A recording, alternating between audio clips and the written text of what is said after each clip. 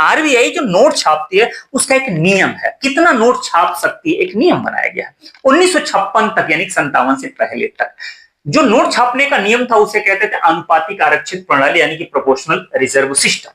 अब इसमें क्या होता था कि आरबीआई को जितना भी नोट छापना है उसका 40% उसके पास गोल्ड के रूप में या फॉरेक्स रिजर्व के रूप में सिक्योरिटी मनी होनी चाहिए, वो सिक्योरिटी के तौर पर है।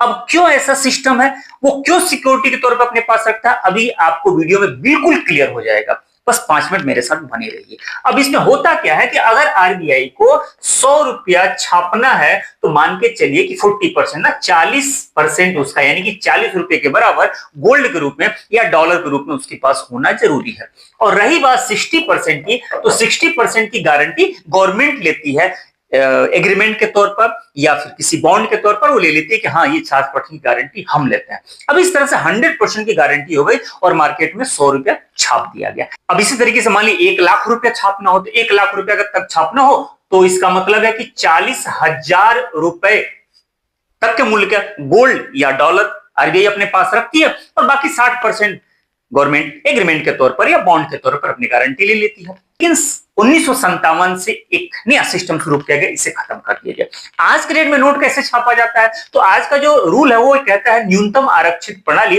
यानी कि मिनिमम रिजर्व सिस्टम। अब इसमें क्या है कि जितना भी नोट छापना है उसका कोई परसेंटेज नहीं है। अब रूल ये कहता है कि 200 करोड़ रुपए का एक भंडार मिनिमम आरबीआई के पास होना चाहिए।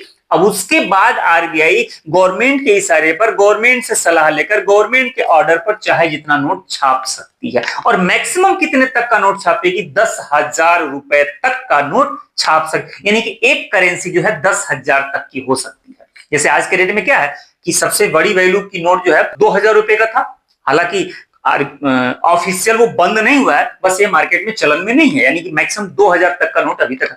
किसी जमाने में 10,000 का भी छपता था, किसी जमाने में 5,000 तक का भी छपता था। अभी मार्केट की बात करें तो मार्केट वैल्यू के हिसाब से 500 का नोट सबसे बड़ा वाला है।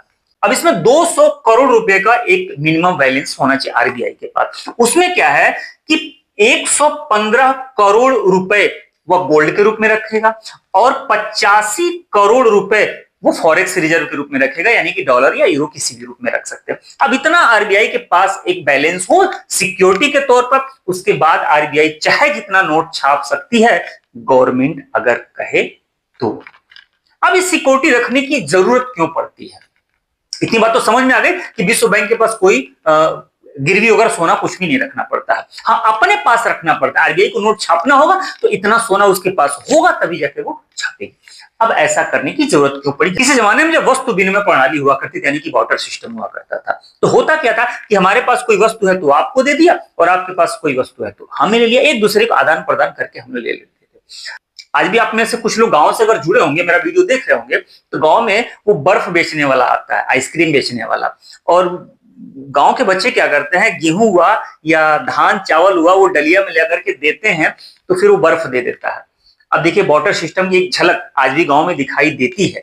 अगर आप या देखे हो या फिर आपकी लाइफ में घटना घटी हो तो कमेंट करके जरूर बताइएगा वो यादें। तो क्या होता था कि वो उसी को कहते हैं वस्तु विनिमय प्रणाली। इन्होंने केला दिया और आम ले लिए, एक दूसरे से काम चल गया। मुद्रा नामक शब्द कहीं था ही नहीं। किसी के पास बकरी है तो इन्होंने केला देकर के बकरी को ले लिया। आज के डेट में अगर वैल्यू की बात करें तो बकरी की वैल्यू तो बहुत ज्यादा है ना, लेकिन इसके लिए नहीं है, इसके पास बकरी है, इसको केला चाहिए था, और इसके पास बकरी नहीं है तो इसको बकरी चाहिए था, तो हो गया, आपस में लेन देन हो गया। लेकिन अब इनका मन बढ़ गया। मन का मतलब है कि इनको लगे कि बकरी देकर के तो कुछ भी ले सकते हैं, केला देकर कुछ भी ले सकते हैं, तो अगर इनको मोटरसाइकिल लेने की जरूरत पड़ी तो क्या करेंगे, बकरी लेके पहुंच गया मोटरसाइकिल लेने के लिए। अब बताइए मोटरसाइकिल वाला क्या बकरी लेकर के मोटरसाइकिल देगा? नहीं देगा। अगर आज की वैल्यू की बात करें तो बकरी मान लीजिए होगी 7,000, 8,000, 9,000, 10,000 की बकरी होगी और मोटरसाइकिल होगा लाख या 1.25 लाख रुपए का। तो एक मोटरसाइकिल के बदले कितनी बकरी देनी पड़ेगी? इन्होंने साफ मना कर दिया कि बकरी के बदले तो मोटरसाइकिल नहीं देंगे, भैया कुछ और लेके आओ। अब ये जो है जाते हैं अपने गांव के एक सेठ के पास। अब उसे कहते हैं कि सेठ जी और हमें मोटरसाइकिल चाहिए और मोटरसाइकिल वाला दे ही नहीं रहा बकरी। अच्छा ये भी बेचारा क्या करे। अब इसको ऐसे ही लोग बकरी ले लेकर के मोटरसाइकिल, कितनी बकरी रखेगा, एक छोटा सा शोरूम होगा ना, अब शोरूम में खाली बकरी बकरी हो जाएगी, तो ऐसा तो होगा नहीं। अब ये जो अपने सेठ के पास गए, मान लिया इस इनके यहाँ के इनके गांव के एरिया के जो सेठ थे वो ठाकुर रंजीत सिंह, एक नाम ले लेते हैं काल्पनिक। अब उन्होंने कहा कि ऐसा करो, तुम जितनी वैल्यू की यानी कि मोटरसाइकिल के बराबर की जितनी बकरी मुझे दे जाओ, और मैं कागज पे लिख के दे रहा हूं, और तुम कागज ले आकर के मोटरसाइकिल वाले को दे देना, वो तुमको मोटरसाइकिल दे देगा। अब जो कागज ठाकुर रंजीत सिंह ने इनको लिख के दिया था, अब ये लाया वो कागज इनको दे दिए। अब कागज पे उन्होंने साफ साफ क्या लिखा था देख लीजिए। कागज पे उन्होंने लिखा था कि मैं आपको मोटरसाइकिल का पूरा मूल्य देने का वचन देता हूं, और नीचे सिग्नेचर कर दिया रंजीत सिंह का। अब वो जो ये कागज का टुकड़ा था ला करके इन्हें दे दिया। अब ये बेचारे क्या कि मोटरसाइकिल इनको दे दी। इनको पूरा भरोसा था कि जो ठाकुर साहब हैं वो हमें कभी भी दे देंगे, उन पर भरोसा था, उनके पास तो है पैसा, इन्होंने दे दिया। अब इनको कभी जरूरत पड़ी, अब वो कागज का टुकड़ा, अब सोच के देखिए कि वो जो कागज का टुकड़ा है, अब वो कागज के टुकड़े की वैल्यू लगभग 1 लाख रुपए तक की हो गई। अब वो कागज का टुकड़ा ही बचा के रखा हुआ है कि कभी हमको जब जरूरत पड़ेगी तो हम ठाकुर साहब के पास जाएंगे और मोटरसाइकिल के वैल्यू के बराबर उससे हम चीज ले लेंगे। इनको कहीं जरूरत पड़ी कुछ और होलसेलर के पास जाने के लिए, तो ये होलसेलर के पास वही कागज का टुकड़ा लेके पहुंच गया, उनको भी दे दिया। वो भी भाई चूंकि एरिया के ठाकुर साहब थे वो, तो उन्होंने उसको देखा, तो भाई वो कागज का टुकड़ा लेकर के इनको दे दिया। अब इस तरीके से सर्किल चल पड़ी। अच्छा, कभी भी इनके दिमाग में आ जाएगा कि यार कहीं ऐसा ना हो कि ठाकुर साहब अपनी बात से मुकर जाए, तो ये किसी दिन पहुंच गया ठाकुर साहब के पास देखने या चेक करने।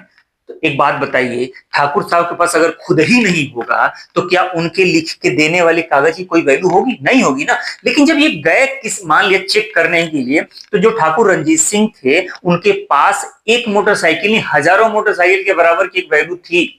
उनके पास इतनी संपत्ति थी कि जिस दिन पहुंच गया देने के लिए, एक मोटरसाइकिल के बदले का वो 2 मोटरसाइकिल 10 मोटरसाइकिल के बराबर भी दे सकते थे कुछ भी। तो ये जब पहुंचते हैं उसके यहाँ और देखते हैं कि नहीं यार ये उसके पास तो बहुत बड़ी संपत्ति है, तो फिर ये आकर के लोगों में कहते हैं कि ऐसा है, तुम एक नहीं हमसे 10 मांगोगे तब वो दे देंगे मोटरसाइकिल। ठीक, अब एक क्रेज बढ़ा कि नहीं बढ़ा? अब वहां से क्या पूरे मार्केट में पूरे एरिया में वो कागज चलने लगा। अब वो कागज पे ठाकुर साहब लिख देंगे तो अब सामान के बदले सामान लेने की जरूरत खत्म। वो कागज मार्केट में घूमता रहेगा क्योंकि ठाकुर साहब ने उस पर लिख दिया है, और हर आदमी उस पर सामान दे देगा। अब वो ठाकुर साहब जो है वही है आरबीआई के गवर्नर। वो कौन है? आरबीआई के गवर्नर। आरबीआई के गवर्नर साहब ने इस कागज के टुकड़े पर लिख दिया कि मैं धारक को 500 रुपया देने का वचन देता हूं। तो ये कागज का टुकड़ा 500 रुपए की मूल्य में चल जाता है। गवर्नर साहब ने लिख दिया कि मैं धारक को 2000 रुपए देने का वचन देता हूं, तो कागज का टुकड़ा 2000 रुपए में चल जाता है। यानी कि गवर्नर साहब यानी कि वो ठाकुर साहब जितना लिख देंगे इस कागज के टुकड़े की वही वैल्यू है, क्योंकि गवर्नर साहब के पास यानी ठाकुर साहब के पास इतना सब कुछ है। और मान लिया कभी इस कागज के नोट से कागज के टुकड़े से भरोसा उठ गया, तो हम आरबीआई के गवर्नर के पास जाएंगे कि नहीं जाएंगे चेक करने के लिए? तो भैया आप तो कहे थे कि मैं वचन देता हूं सामान इसको दे देना, वचन तो आरबीआई के गवर्नर साहब दे रहे हैं ना। तो अगर हम पहुंच गए आरबीआई के गवर्नर साहब के पास चेक करने, तो आरबीआई के गवर्नर साहब के पास उतना खजाना होना तो चाहिए। तो इसीलिए आरबीआई अपने पास एक रिजर्व को सिक्योरिटी के तौर पर रखती है, और वो आज के डेट में कितना है? तो 200 करोड़ रुपए का है, और बाकी की गारंटी गवर्नमेंट लेती है। तो बात आपको समझ में आ गई ना कि जो रिजर्व रखा जाता है वो किस लिए रखा जाता है।